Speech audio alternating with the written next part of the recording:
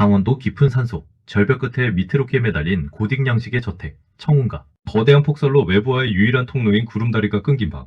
저택의 주인인 자산가 한중혁이 자신의 서재에서 시체로 발견됩니다. 서재는 완벽한 밀실이었습니다. 출입문은 안에서 육중한 빗장이 걸려 있었고 열쇠는 죽은 한중혁의 주머니 속에 있었습니다. 창문은 영하 20도의 추위 속에 창틀이 얼어붙어 밖에서는 절대 열 수 없었으며 안에서 잠긴 상태였습니다. 사인은 날카로운 송곳에 의한 심장관통. 그러나 방 안 어디에도 흉기는 없었습니다. 현장에 고립된 사람은 5명. 그중 강형사의 날카로운 시선은 단 한 사람, 고인의 젊은 아내이자 전직 간호사였던 서유희에게 향합니다. 강형사가 서유희를 지목한 이유는 단순했습니다. 그녀가 한중혁의 거액의 보험금 수혜자라는 점, 그리고 현장에서 발견된 미세한 소독약 냄새 때문이었죠. 하지만 그녀의 알리바이는 철벽과 같았습니다. 사건 발생 시각인 밤 11시부터 12시 사이 저는 거실에서 다른 손님 3명과 함께 브리지 게임을 하고 있었습니다. 화장실조차 가지 않았죠. 3명의 증인이 제 일거수일투족을 지켜봤습니다. 강형사는 그녀의 알리바이를 하나씩 해체하기 시작합니다. 강형사는 서재 벽면에 대형 에어컨 송풍구를 주목합니다. 당신은 얼음 송곳을 사용해서 체온과 실내 온도에 녹아 사라질 흉기지. 하지만 얼음은 사람의 심장을 뚫을 만큼 단단하지 않아. 그래서 당신은 얼음을 얼릴 때 특수한 유리 섬유를 섞었지. 살해 후 얼음이 녹으면 미세한 유리가루만 남고 그건 에어컨 바람에 날려 사라졌을 거야. 문이 안에서 잠겼다고? 아니, 당신은 밖에서 문을 잠갔어. 낚싯줄과 자석을 이용했지. 문틈 사이로 자석을 조정해 안쪽 빗장을 밀어넣는 방식이야. 하지만 이건 시간이 걸려. 게임 보증이 할 순 없지. 강형사는 거실에 커다란 괴종 시계를 가리킵니다. 당신은 공범인 집사에게 시켜 저녁 식사 전 저택의 모든 시계를 15분씩 늦추게 했어. 손님들은 자신들이 밤 11시에 게임을 시작했다고 생각했지만 실제로는 10시 45분이었지. 당신은 11시에 두통을 핑계로 15분간 방에 들어갔고 그 사이 살인을 저지른 뒤 돌아와 시계를 다시 맞췄어. 증인들은 11시부터 계속 함께 있었다고 믿게 된 거지. 서유희는 강형사의 추리에 빙그레 미소를 짓습니다. 강형사님, 소설가 하셔도 되겠어요? 하지만 틀렸네요. 전 그 시간에 정말로 게임을 하고 있었거든요. 그건 여기 계신 분들이 증명해요. 그리고 결정적으로 저는 왼손잡이입니다. 남편의 심장을 찌른 각도는 오른손잡이의 각도였죠. 강형사의 얼굴이 굳어집니다. 논리적 허점이 발견된 순간 서유희가 차갑게 덧붙입니다. 진짜 범인은 강형사님, 바로 당신 아니었나요? 사실 이 모든 추리는 강형사의 자백 유도용 연극이 아니었습니다. 강형사 본인이 바로 한중혁의 숨겨진 사생아였으며 유산 분쟁에서 밀려난 원한을 품고 있었습니다. 강형사는 수사를 빙자해 현장을 훼손하며 자신의 흔적을 지우고 있었고 서유희를 범인으로 몰아세워 완벽한 범죄를 완성하려 했던 것입니다. 하지만 서유희 역시 평범한 아내가 아니었습니다. 그녀는 강형사가 올 것을 알고 미리 거실에 CCTV 카메라를 숨겨두었습니다. 형사님, 아까 낚싯줄과 자석 이야기 하셨죠? 그거 지금 형사님 주머니에 들어있는 거? 제가 봤는데 폭설이 잦아들고 경찰 헬기가 도착할 무렵 수갑을 찬 사람은 서유희가 아닌 강형사였습니다. 밀실은 범인이 만든 것이 아니었습니다. 강형사가 추리라는 명목으로 사람들의 머릿속에 만든 논리의 밀실이었을 뿐입니다. 서유희는 남편의 죽음을 슬퍼하는 기색 없이 창밖에 눈을 보며 중얼거립니다. 세상에 완벽한 밀실은 없어요. 누군가 갇히기를 자처하지 않은 이상은. 헬기 소리가 가까워지자 거실의 긴장감은 극에 달했습니다. 강형사는 수갑을 꺼내려는 듯 주머니에 손을 넣었고 서유희는 승리의 미소를 지으며 메모리 카드를 흔들었죠. 현장에 있던 손님들은 이 극적인 반전에 숨을 죽였습니다. 하지만 헬기가 저택마당에 착륙하고 경찰들이 들이닥치기 직전 두 사람 사이에 오가는 눈빛이 변했습니다. 강형사가 피식 웃으며 주머니에서 손을 뺐습니다. 그의 손에는 낚싯줄이 아닌 평범한 손수건이 들려 있었습니다. 서유희 역시 손에 쥐고 있던 메모리 카드를 가볍게 바닥에 떨어뜨려 구두굽으로 짓밟아버렸습니다. 연기하느라 고생 많았네 유희 씨. 강형사의 목소리에서 조금 전의 당혹감은 온데간데 없었습니다. 두 사람은 사실 연인이자 한중혁의 재산을 노리고 1년 전부터 이 거사를 준비한 공범이었습니다. 강형사가 서유희를 범인으로 몰아세우며 완벽하게 파괴되는 트리를 내놓은 것 자체가 거대한 설계였습니다. 왜 그런 연극을 했을까요? 수사관이 용의자를 논리적으로 몰아붙였다가 용의자가 그것을 완벽하게 반박해내면 법정에서 그 용의자는 혐의 없음을 확고히 굳힐 수 있습니다. 강형사는 일부러 허술한 증거 낚싯줄, 시계 트릭을 제시하며 그녀를 공격했고 서유희가 그것을 논리적으로 깨부수게 함으로써 그녀를 절대적인 무죄로 만든 것입니다. 진짜 살해 방법은 얼음 송곳도 시계 트릭도 아니었습니다. 범행은 이미 저녁 식사 전 한중혁이 혼자 서재에 들어가기 직전에 이루어졌습니다. 서유희가 남편의 등에 지우성 독극물이 발린 미세한 침을 꽂았고 한중혁은 서재에 들어가 문을 잠근 뒤 1시간 후에 심장마비로 사망한 것이었습니다. 흉기는 이미 서유희의 몸속 장신구 내부에 숨겨져 사라진 뒤였습니다. 강형사는 경찰들이 들이닥치자 갑자기 자신의 팔을 스스로 긋고 비명을 지릅니다. 서유희는 공포에 질린 표정으로 구석에 주저앉습니다. 반항하는 진범을 제압하다가 부상을 입었습니다. 범인은 도망쳤어요.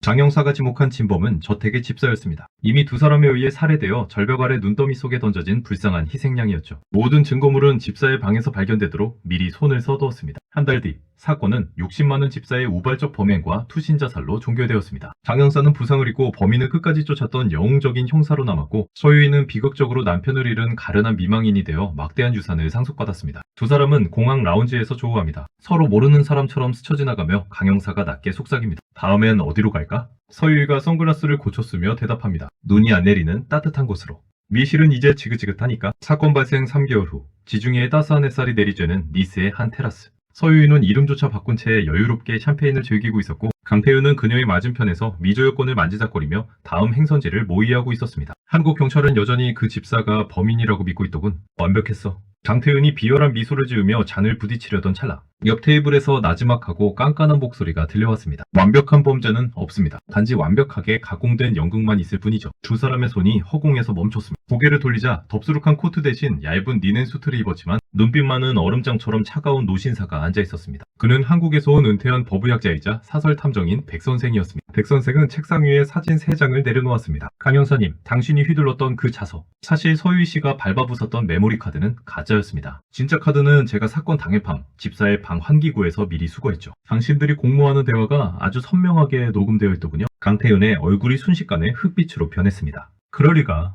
집사의 방은 내가 다 뒤졌는데 당신은 형사 출신이라 물리적 증거를 지우는 데만 급급했지 생물학적 시간은 계산하지 못했어. 백 선생이 서유희를 응시했습니다. 한중혁 씨의 심장에서 발견된 독극물. 당신은 지우성이라 믿었겠지만 그날 밤 저택의 온도가 영하 20도까지 떨어지면서 피해자의 혈류 속도가 느려졌습니다. 독이 퍼지는 시간이 지연됐죠. 즉 그가 사망한 시간은 당신이 주장한 시립시가 아니라 당신들이 거실에서 연극을 끝낸 직후인 새벽 10시였습니다. 당신들이 이미 죽었다고 믿고 연기하던 그 시간에 남편은 서재 안에서 고통 속에 살아있었다는 뜻입니다. 두 사람은 도망치려 자리를 박차고 일어났지만 이미 테라스 주변은 현지 경찰들로 포위되어 있었습니다. 백 선생은 남은 와인을 한 모금 마시며 덧붙였습니다. 당신들이 만든 논리의 미실은 훌륭했습니다. 하지만 진실은 눈쉘과 같아서 아무리 두껍게 덮어도 봄이 오면 녹아내리기 마련이죠. 한국에서 온 체포 현장입니다. 이제 다시 추운 곳으로 돌아갈 시간입니다. 지중해의 뜨거운 태양 아래서 두 사람은 차가운 수갑을 찼습니다. 청운각의 폭설보다 더 시린 법의 심판이 그들을 기다리고 있었습니다. 백 선생은 멀어져가는 경찰차를 보며 한중혁의 유서 깊은 시계를 꺼내 시간을 맞췄습니다. 시간은 결코 거짓말을 하지 않지. 그의 중얼거림을 끝으로 허리를 두 범죄자의 도피 행각은 마침표를 찍었습니다. 삼성교도소 독거실. 전직 형사였던 강태윤은 이제 이름 대신 2046이라는 수감번호로 불립니다. 동료였던 경찰들의 멸시와 죄수들의 폭력 속에서도 그는 2년 동안 단 한마디도 내뱉지 않았습니다. 그의 머릿속엔 오직 한 가지 설계도만이 그려지고 있었습니다. 바로 자신을 나락으로 떨어뜨린 백 선생과 결정적인 순간 자신을 배신하고 형량을 감경받아 먼저 가석방된 서유희를 향한 복수의 지도였습니다. 강태윤은 형사 시절 익혔던 범죄 심리학을 역으로 이용합니다. 그는 교도소 내 화재 경보 시스템에 미세한 결함을 발견합니다. 매주 목요일 오후 3시 점검을 위해 시스템이 0.5초간 재부팅될 때 모든 전자도어락이 순식간에 해제된다는 사실을 말이죠. 그는 감옥 안에서도 권력을 잡았습니다. 교도소장의 은밀한 비리를 캐내어 간수 한 명을 포섭했고 외부에서 들어오는 식자재 박스 속에 특수 부식제를 숨겨들여왔습니다. 그는 매일 밤 아무도 모르게 창살의 이음새에 그 용액을 한 방울씩 떨어뜨렸습니다. 결전의 날 교도소에 대규모 소요 사태가 발생합니다. 강태윤이 미리 매수해둔 조직폭력배 수감자들이 식당에서 난동을 피운 것이죠. 교도관들의 시선이 식당으로 쏠린 사이 오후 3시 정각 B 시스템이 재부팅되는 0.5초 강태윤의 독거실 문이 틱 소리와 함께 열렸습니다. 그는 미리 부식시켜둔 창살을 가볍게 뜯어내고 배수관을 타고 외벽을 내려갔습니다. 교도소 담장 너머 그를 기다리는 것은 간수가 미리 숨겨둔 낡은 트럭 한 대였습니다. 탈옥 소식은 곧바로 백 선생에게 전해졌습니다. 백 선생은 자신의 서재에서 돋보기를 내려놓으며 씁쓸하게 웃었습니다. 결국 새 창살도 그 원한을 가두지 못했군. 같은 시각 호화로운 펜트하우스에서 승전보를 즐기던 서유의 휴대전화로 발신번호 표시 제한 메시지가 도착합니다. 메시지에는 짧은 한 문장과 사진 한 장이 담겨 있었습니다. 눈은 녹았지만 핏자국은 지워지지 않더군. 속갈게. 사진 속에는 그녀의 집 현관문 앞에 놓인 2년 전 그날 청운각에서 사용했던 것과 똑같은 얼음 송곳이 찍혀 있었습니다. 강태윤은 빗속을 뚫고 차를 몰며 거울 속에 자신을 봅니다. 이제 형사의 눈빛도 죄수의 눈빛도 아닌 오직 사냥만을 위해 태어난 짐승의 눈이 번뜩이고 있었습니다. 백 선생은 강태윤의 탈옥 소식을 듣고도 차분했습니다. 그는 전직 형사인 강태윤이 가장 먼저 향할 곳이 자신에 대한 복수인지 아니면 배신한 서유희에 대한 분노인지를 이미 계산하고 있었습니다. 탈옥한 강태윤은 서유희의 펜트하우스를 습격하기 위해 서울의 한 오피스텔 지하 주차장에 잠입했습니다. 그는 형사 시절의 감각을 살려 CCTV 사각지대를 정확히 꿰뚫고 있었고 서유의 현관문 앞에 얼음 송곳을 둔 건 역시 그녀를 극도의 공포로 몰아넣어 실수를 유도하기 위한 심리전이었습니다. 하지만 강태윤이 모르는 사실이 하나 있었습니다. 서유의 집 주변을 감시하는 것은 사설 보안업체가 아니라 백 선생이 은밀히 배치한 인간덧들이었다는 점입니다. 강태윤은 서유의 집 도어락을 무력화하고 안으로 침입했습니다. 어두운 거실, 소파에 앉아 떨고 있는 여자의 뒷모습이 보였습니다. 강태윤은 서늘한 칼날을 세우며 다가갔습니다. 유희씨, 오랜만이지? 2년 전 그날 나만 감옥에 남겨두고 떠날 때 기분이 어땠어? 강태윤이 여자의 어깨를 잡아 돌리는 순간 그는 얼어붙고 말았습니다. 소파에 앉아있던 것은 서유희가 아니라 정교하게 만들어진 마네킹이었고 그 가슴에는 녹음기 하나가 테이프로 붙어 있었습니다. 태윤아, 넌 여전히 감정과잉이야. 그게 네 추리를 망쳤고 네 인생을 망쳤지. 녹음기에서 흘러나오는 것은 백 선생의 나직한 목소리였습니다. 그제야 강태윤은 위기감을 느끼고 탈출하려 했지만 거실의 모든 강화유리 셔터가 순식간에 내려와 집 전체를 거대한 강철 상자로 만들어버렸습니다. 2년 전 자신이 만들었던 논리의 미실이 이제는 자신을 가두는 물리적 미실이 된 것입니다. 벽면에 설치된 대형 스크린이 켜지며 백 선생의 얼굴이 나타났습니다. 자네가 탈옥을 위해 간수를 매수하고 부식제를 썼다는 것 내가 모를 줄 알았나? 그 간수 역시 내가 심어둔 사람이었네. 자네의 탈옥은 내가 허용한 외출일 뿐이야. 백 선생은 강태윤이 서유희에게 보냈던 메시지와 사진을 이미 증거로 확보했습니다. 탈옥에 이어 살인 미수 혐의까지 확정짓기 위해 그를 이곳으로 유인한 것이었죠. 서유희는 어디 있지? 강태윤이 절규하며 스크린을 향해 칼을 던졌습니다. 그녀는 이미 다른 사건의 공범으로 다시 체포되었네. 자네가 탈옥하기 직전 내가 그녀의 비밀 계좌를 검찰에 넘겼거든. 자네 둘은 이제 법정에서 다시 만나게 될 거야. 물론 서로를 증오하는 원수 사이로 말이지. 거실 천장에서 수면가스가 뿜어져 나오기 시작했습니다. 장태윤은 바닥에 쓰러지며 마지막으로 백 선생의 목소리를 들었습니다. 진정한 탐정은 범인을 잡는 사람이 아니라 범인이 스스로 제 발로 감옥에 돌아가게 만드는 사람이지. 날짜게 강형사. 잠시 후 특공대가 문을 부수고 들어와 잠든 맹수를 다시 거두어갔습니다. 백 선생은 창밖의 비를 보며 자신의 체스판 위에서 힝을 쓰러뜨렸습니다. 백 선생, 본명 백진우. 그는 15년 전까지만 해도 경찰대에서 전설로 통하던 범죄 심리학 교수이자 가장 촉망받는 법의학자였습니다. 하지만 그의 삶은 한순간에 무너졌습니다. 15년 전 한 지방도시에서 벌어진 뺑소니 사망 사건이 있었습니다. 피해자는 백 선생의 유일한 혈육이었던 어린 딸이었습니다. 당시 사건의 담당 형사는 신입이었던 강태윤이었고 사건의 유일한 목격자이자 운전자가 아니었다고 거짓 증언을 해준 사람은 유흥업소 아르바이트생이었던 젊은 시절의 서유희였습니다. 강태윤은 출세를 위해 지역유지의 아들이었던 가해자로부터 뇌물을 받고 증거를 인멸했습니다. 서유희는 그 대가로 신분 세탁과 정착자금을 받았죠. 백 선생은 딸을 잃은 슬픔 속에서도 사건의 왜곡을 직감했지만 권력과 유착된 그들의 견고한 벽을 뚫을 수 없었습니다. 그는 복수 대신 기다림을 택했습니다. 그는 법의학 지식을 동원해 세상의 미제 사건들을 해결하며 명성을 쌓는 한편 강태윤과 서유희의 행적을 15년 동안 단 하루도 빠짐없이 기록했습니다. 강태윤과 서유희가 각각 독거실로 이송되던 날 백 선생은 15년 전 딸이 잠든 납골당을 찾았습니다. 그는 딸의 사진 앞에 청운각 사건의 종결보고서를 놓아두었습니다. 너무 오래 걸렸구나. 그의 목소리는 여느 때처럼 담담했지만 사진을 만지는 손가락은 미세하게 떨리고 있었습니다. 그는 정의를 구현한 영웅도 냉혈한 탐정도 아니었습니다. 그저 15년 전 그 겨울 차가운 아스팔트 위에서 멈춰버린 시계 바늘을 돌리고 싶었던 한 아버지였을 뿐입니다. 백 선생은 코트깃을 세우며 돌아섰습니다. 그의 뒤로 저물어가는 노을이 길게 그림자를 드리웠습니다. 이제 그의 수첩에서 두 이름, 강태윤과 서유희, 위로 굵은 취소선이 그어졌습니다. 강태윤은 교도소의 딱딱한 종이 위에 볼펜을 짓눌러 썼습니다. 곳곳에 잉크가 번지고 종이가 뚫리는 적은 그의 파멸한 정신 상태를 보여줍니다. 교수님, 아니 백 선생, 아니 이 괴물 같은 노인네야. 처음부터 알고 있었지?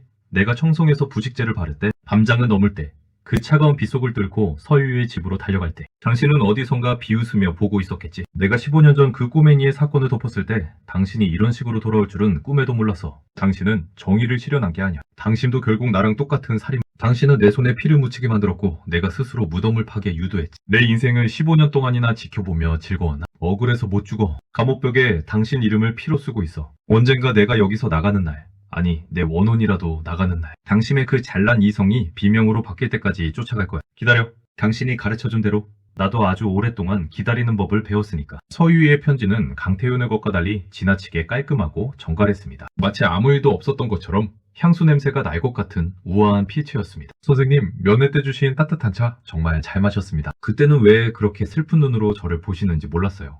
이제는 알겠네요. 선생님은 저를 보신 게 아니라 제 뒤에 겹쳐진 15년 전 그 아이의 환영을 보고 계셨던 거군요. 태영 씨는 억울하다고 소리를 지르지만 전 이상하게 마음이 편해요. 청운각의 그 추운 밤 남편의 등에 침을 꽂을 때보다 지금 좁은 이 감옥이 더 따뜻하게 느껴집니다. 아마도 제가 지은 죄가 무엇인지 주소를 찾았기 때문이겠죠? 제가 뺏은 그 아이의 시간은 돌려줄 수는 없겠지만 제 남은 시간은 기꺼이 내놓겠습니다. 하지만 선생님 한 가지만 기억해주세요. 저를 무너뜨린 건 선생님의 트릭이 아니라 제가 잊고 살았던 죄책감이었습니다. 선생님은 그저 제 가슴에 잠자고 있던 괴물을 깨우신 거예요. 부디 선생님도 그 아이를 편히 보내주시고 선생님도 평안하시길 빕니다. 그는 빈 책상을 닦으며 중얼거렸습니다. 복수는 끝났지만 용서는 내 몫이 아니란다. 그는 낡은 수첩을 덮고 코트를 챙겨 입었습니다. 그의 주머니 속에는 또 다른 미제 사건 노트가 있었습니다. 누군가에게는 구원자로, 누군가에게는 사신으로 불릴 그의 발걸음이 다시 어둠 속으로 사라집니다. 지금까지 유튜브 소설을 시청해주셔서 감사드립니다.